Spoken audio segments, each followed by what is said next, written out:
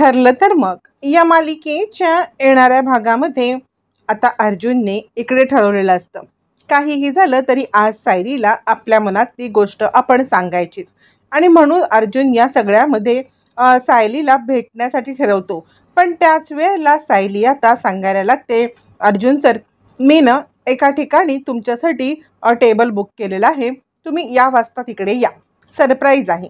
असं म्हटल्यावरती मग मात्र आता इकडे अर्जुनसाठी खूप आनंदाची गोष्ट असते, कारण सायलीने आता हे सरप्राईज प्लॅन केलेलं असतं. सायली आता त्याच कॅफेमध्ये जाते. छानपैकी आता तिने गुलाबी रंगाची साडी नेसलेली असते आणि ती अर्जुनची वाट पाहत असते. आता अर्जुन तिकडे पोहोचल्यावरती मग मात्र या सगळ्यामध्ये अर्जुन आपल्या हातामध्ये डायमंड रिंग घेऊन आलेला असतो. अर्जुनच्या हातामधली ही डायमंड रिंग आता मात्र इकडे सायली पाहते आणि या सगळ्यामध्ये सायली अर्जुनकडे एकटक पाहत राहते. अर्जुन तिच्या जवळ येतो आणि सायलीच्या हातामध्ये गुलाबाचं फुलं असतं. गुलाबाचं फूल असल्यामुळे सायली आता इकडे अर्जुनची वाट पाहत असते. अर्जुनची वाट पाहत असतानाच यावेळेला अर्जुन समोर येतो आणि आता सायली सांगायला लागते, सर, मी या सगळ्यामध्ये तुम्हाला इकडे बोलवले कारण मला माझ्या मनातली गोष्ट तुम्हाला सांगायची आहे. असं म्हटल्यावरती मग मात्र आता इकडे अर्जुन म्हणतो, मिसेस सायली, मला सुद्धा तुम्हाला खूप महत्त्वाची गोष्ट सांगायची आहे. सायली म्हणते, सर, तुम्ही आधी सांगा. यावरती अर्जुन म्हणतो, तुम्ही आधी सांगा बरं. असं म्हणत सायली, तू आधी की मी आधी, या आता याच्यामध्ये असतात. दोघंही जण खूपच अस्वस्थ असतात की या सगळ्यामध्ये आता कुणी सांगावं पहिलं, कुणी बोलावं, कुणी बोलायचं नाही, हे सगळं आता चालू असताना फायनली आता इकडे सायली अर्जुनकडे पाहते आणि अर्जुन सर, माझं तुमच्यावरती खूप मनापासून प्रेम आहे असं म्हणते. अर्जुनला तर आकाशच आपल्यासोबत ठेंगणं झाल्यासारखं झालेलं असतं आणि अर्जुन या सगळ्यामध्ये सायली, आय लव्ह यू असं म्हणायला लागतो. सायलीला आता या सगळ्यामध्ये खूपच आनंद होतो, कारण सायलीने जे एक्सपेक्ट केलेलं असतं तसंच घडतं. दोघांनाही एकमेकांचं प्रेम व्यक्त झालेलं असतं. दोघंही आपल्या मनातील भावना आता व्यक्त करतात आणि फायनली तोपर्यंत इकडे आता प्रियाचं आणि अस्मिताचं वेगळंच प्लॅनिंग चालू असतं. प्रिया आणि अस्मिता या दोघी जणी या सगळ्यामध्ये आता अर्जुन सायलीच्या रूममध्ये आलेले असतात. अर्जुन सायलीच्या रूममध्ये येऊन प्रिया कॉन्ट्रॅक्ट मॅरेजचे पेपर आता पाहायला लागलेली असते. प्रिया ज्या वेळेला कॉन्ट्रॅक्ट मॅरेजचे पेपर पाहत असते तोपर्यंत तिला काही भेटत नाही. इकडे तिकडे अस्ताव्यस्त सगळीकडे पसारा मांडलेला असतो. तोपर्यंत अस्मितासुद्धा तिकडे आलेली असते आणि अस्मिताने सुद्धा या सगळ्यामध्ये प्रियाची मदत करत सायली अर्जुन यांचं सगळं कबर्ड मोकळं केलेलं असतं. प्रिया विचार करते, या सगळ्यामध्ये मला कुठेच काही भेटत नाहीये, कुठे लपवलं असेल.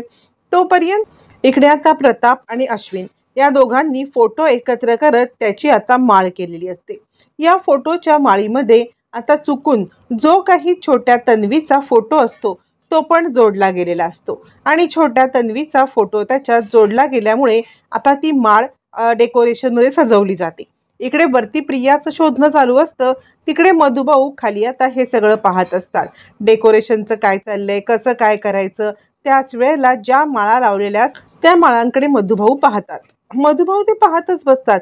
त्याच्यामध्ये छोट्या आपल्या सायलीचा फोटो आणि हा फोटो वेगळाच आहे. म्हणजे आपल्याला ज्या अवस्थेमध्ये सायली भेटली होती त्या अवस्थेमधला हा फोटोच नाही आहे. मग हा फोटो इकडे कसा काय असेल याच्या मागे. मधुभाऊंना जरा थोडासा संभ्रमातच पडतात. मधुभाऊ या सगळ्या संभ्रमात असताना ते प्रतापरावांना म्हणतात, हे फोटो. यावरती आता इकडे प्रताप म्हणतात, अहो हे तेच फोटो जे तुम्ही मला दिलेत, ते तुम्ही दिलेले फोटो आता मी इकडे लावलेले आहेत. असं म्हटल्यावरती इकडे आता मधुभाऊ विचारातच. मधुभाऊ म्हणायला लागतात, नाही, पण तो छोटा जो फोटो आहे तो नाही मी दिलेला छोट्या मुलीचा. यावरती प्रतिमा सांगायला लागते, तो फोटो आहे ना, तो छोट्या आमच्या तन्वीचा फोटो आहे. मधुभाऊ जरा फोटो बघतच बसतात. मधुभाऊंना डाऊट येतो आणि ते आता अंदूकसा लांबून तो फोटो पाहत असतात. मग मधुभाऊ विचार करतात, हा फोटो तर मला सायलीसारखा दिसतोय. इकडे तोपर्यंत सायली अर्जुनच्या येण्याची सगळेजण वाट पाहत असतात की सायली अर्जुन इकडे घरी येणार. सायली अर्जुन घरी आल्यावरती त्यांना आता सरप्राईज पार्टी देणार. तोपर्यंत सगळेजण सायली आणि अर्जुन यांची वाट पाहत घरामध्ये बसलेले असतात. आता इकडे मधुभाऊ उठतात आणि तो फोटो पाहण्यासाठी येतात. तोपर्यंत इकडे आता पूर्णाजी सांगायला लागते, झाले ना तयारी, ते दोघं जण येतील. अस्मिता कुठे आहे? अस्मिता कुठेच दिसत नाहीये. तोपर्यंत आता तिकडे कुसुमला सुद्धा बोलवलं जातं. कुसुमला बोलवल्यावरती मग इकडे आता पूर्णाजी म्हणते, अगं अस्मिता कुठे आहे? तोपर्यंत अस्मिता आणि आता प्रिया या दोघी जणी समोर येतात. त्यावरती इकडे आता कल्पना सांगायला लागते, कुठे होतीस तू तन्वी? तन्वी, तू इतक्या ती वरती काय करत होतीस? अर्जुन सायलीच्या रूम मध्ये काय जायची गरज होती? यावरती आता प्रिया सांगायला लागते, मामी, तुम्हाला या आधी सुद्धा मी ज्या गोष्टी सांगितल्या होत्या त्यावरती कधीच विश्वास बसला नव्हता ना. तीच गोष्ट आता मी क्लिअर करायला गेले होते. मी तुम्हाला तेच सांगण्याचा प्रयत्न करते की अर्जुन आणि सायली यांचं कॉन्ट्रॅक्ट मॅरेज आहे. यावरती अस्मिता म्हणते, हो, तुम्ही सगळ्यांनी तन्वीवरती विश्वास ठेवला नाहीत, पण हे कॉन्ट्रॅक्ट मॅरेज आहे आणि हे पेपर आमच्याकडे सापडलेले आहेत. आम्हाला ते पेपर सापडलेत आणि तेच पेपर आम्ही तुम्हाला दाखवायला असं म्हटल्यावरती रविराज खूपच चिडतात. काय चाललंय तुझं तन्वी? म्हणजे या सगळ्यामध्ये पुन्हा तुझी गाडी मूळ पदावरतीच का? मी तुला सांगितलं होतं की तू या सगळ्या भानगडीत पडू नकोस, कारण आता त्यांचं जे काही आहे ते बघून घेतील. तू या सगळ्यामध्ये पडण्याची काही गरज नाहीये. मागच्या वेळेला तोंडावरती आपटलीस ना, म्हणून मी तुला इकडे घेऊन येणारच नव्हतो. चल, आत्ताच्या आत्ता इथून निघूया आपण. मला वाटलंच होतं की या सगळ्यामध्ये तू न काहीतरी गोंधळ घालशील, काहीतरी इकडे कडमडशील, म्हणून मी तुला या ठिकाणी आणणारच नव्हतो. पण तू मात्र ऐकायला काही तयार नाहीयेस. आता बाद झालं. प्रताप म्हणतो, रविराज बघ ना काय चाललंय हे सगळं. म्हणजे हिला कित्येक वेळा आपण समजावून सांगितलं तरी हिला समजतच नाही. रविराज म्हणतात, नाही, ती सुधारण्यातली मुलगीच नाहीये. मला लाज आणण्याची एक संधी ती सोडत. असं म्हटल्यावर ती प्रिया सांगते, बाबा, यावेळेला मी कोणत्याही पुराव्याशिवाय बोलतच नाहीये. माझ्याकडे पुरावा आहे, अर्जुन आणि सायली यांचं कॉन्ट्रॅक्ट मॅरेज. असं म्हणत ती सगळ्यांना ते कॉन्ट्रॅक्ट मॅरेज हातात देते. आता कल्पना ते कॉन्ट्रॅक्ट मॅरेज हातात घ्यायच्या आधीच खूप चिडते आणि तन्वी, तुझं खूप झालंय, हा, बस कर आता. या सगळ्यामध्ये आम्ही तुझं गोष्ट ऐकतोय, तर तू अति जास्त बोलत जाऊ नकोस. आम्हाला तुझ्याशी काहीही ऐकायचं नाहीये आणि त्यामुळे आत्ताच्या आत्ता इथून निघ. अर्जुन सायली हे गेलेले आहेत त्यांच्या कामासाठी. ते त्यांची डेट एन्जॉय करतील आणि ते येतील. त्यानंतर आम्ही आमचं आता केक कटिंग वगैरे करू. पण तू इकडे थांबण्याची खरंच काही गरज नाहीये. यावरती मग मात्र आता इकडे रविराज डोक्याला हात लावतात. डोक्याला हात लावून रविराज आता मात्र सांगायला लागतात, बापरे, या तन्वीला मी इकडे आणलं ही सगळ्यात मोठी चूक झाली. खरंच माझ्या डोक्याला ताप झालाय. याआधी या घरात आलो होतो त्यावेळेला सुद्धा आता तिने या सगळ्यामध्ये माझी फसवणूक करण्याचा प्रयत्न केला होता आणि आत्ता सुद्धा ती तेच करते आहे. असं म्हटल्यावरती चिडलेले रविराज डोक्याला हात लावतात. तोपर्यंत इकडे आता कल्पना सांगते, तन्वी, तू निघ इथून. आता इथून अजिबात थांबण्याची तुला काही गरज नाहीये. असं म्हटल्यावरती इकडे प्रिया सांगते, बाद झालं. मी तुमच्या सगळ्यांचं खूप काही ऐकलं. आता मी काही ऐकणार नाहीये. हे घ्या, हे कॉन्ट्रॅक्ट मॅरेजचे पेपर बघा. कॉन्ट्रॅक्ट मॅरेजचे पेपर बघितल्यावरती इकडे आता सगळ्यांचीच नजर त्या कॉन्ट्रॅक्ट मॅरेजच्या पेपरवरती येते आणि सगळेच जण हादरतात. सगळ्यात जास्त कल्पनाला धक्का बसतो. कल्पना विचार करते, काय आहे हे सगळं? म्हणजे आता या सगळ्यामध्ये आपण ज्या गोष्टीचा विचार करत नव्हतो ती गोष्ट खरी आहे? म्हणजे खरंच या अर्थाने हे सगळं होतंय का? असं म्हणत कल्पना चांगलीच हादरते. काय आहे हे सगळं? यावरती प्रिया सांगायला लागते, हो, हे सगळं सत्य आहे. अर्जुन आणि सायली यांनी कधी लग्न केलंच नव्हतं. अर्जुनला माझ्यापासून वाचायचं होतं आणि त्यासाठी त्याने या लग्नाचा घाट घातला आणि म्हणून त्याने हे लग्न केलं. आता सगळ्यांच्या समोर ते कॉन्ट्रॅक्ट मॅरेज असतात. प्रिया जे बोलत असते ते खरं असतं. मग आता सगळ्यांनाच धक्का बसतो आणि अर्जुन सायलीची सगळेजण वाट पाहत. आता अर्जुन आणि सायली दोघं जण घरी येतात. ज्या वेळेला दोघं घरी येतात त्यावेळेला तिकडे आता मधुभाऊ असतात आणि बाकी सगळेच, प्रतिमा तयार होऊन आलेली असते, सगळेच जण असतात. त्यावेळेला चिडलेली आता इकडे कल्पना सांगते, तिकडेच थांबा. आमची जितकी फसवणूक करायची होती तितकी फसवणूक तुम्ही करून टाकलीत. पण आता या सगळ्यामध्ये तुम्ही आमची फसवणूक यापुढे नाही करू शकत. बाद झालं. यावरती अर्जुन सायली म्हणायला लागतात, आई, काय झालं? तुम्ही अशा का वागत आहात? यावरती कल्पना सांगायला लागते, हे घ्या पेपर. तुम्ही ज्या पद्धतीने आमच्यासोबत वागत आहात ना, तसंच आम्ही तुमच्यासोबत वागत आहोत.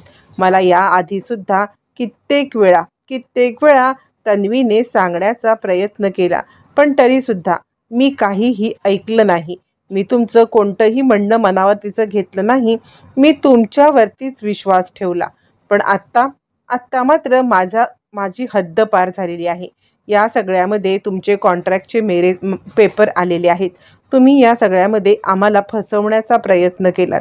आम्हाला फसवलं. त्याचप्रमाणे अर्जुनला काहीच कळत नाही की यांच्यापर्यंत हे पेपर पोहोचले तरी कसे. त्यावेळेला मग आता कल्पना सांगायला लागते, तुम्ही आत्तापर्यंत आमची जी काही फसवणूक केलीत ना, मला सगळ्यामध्ये खूप खूप आता मी हर्ट झालेली आहे. मी या सगळ्यामध्ये नेहमी तन्वीच्या विरोधात भांडत बसले. तिला दरवेळेला मी सांगत आले की नाही, हे असं नाही आहे, तू चुकतेस तन्वी. पण तुम्ही मला चुकीचं सिद्ध केलं. तुम्ही या सगळ्यामध्ये माझी फसवणूक केलीत. बास झालं. आत्ताच्या आत्ता सायली, तू इथून निघून जा. मला आता कुणाशीच काही बोलायचं नाही. तुम्ही कॉन्ट्रॅक्ट मॅरेज आमच्यासाठी करत होतात ना नाटक, आता हे नाटक संपले. तुला मी माझी मुलगी मानलं होतं, पण तू जे काही वागलीस ना त्यामुळे मी खूप दुखावले. असं म्हणत आता इकडे कल्पना खूप मोठा स्टँड घेते. पण आता सायली आणि अर्जुन या दोघांनी एकमेकांकडे प्रेम व्यक्त केलेलं असतं आणि त्यामुळे ते दोघं जण या सगळ्यामध्ये कल्पनाला समजवण्यामध्ये आता मात्र प्रयत्न करायला लागतात. आता हे पेपर हातात आल्यावरती मग अर्जुन अर्धा चिडतो आणि हे पेपर तुला कुणी तन्वी आणायला सांगितले होते ते मला आत्ताच्या आत्ता सांग तू इथे. यावरती कल्पना म्हणते, तिला काय विचारतोयस, तू आम्हाला विचार ना.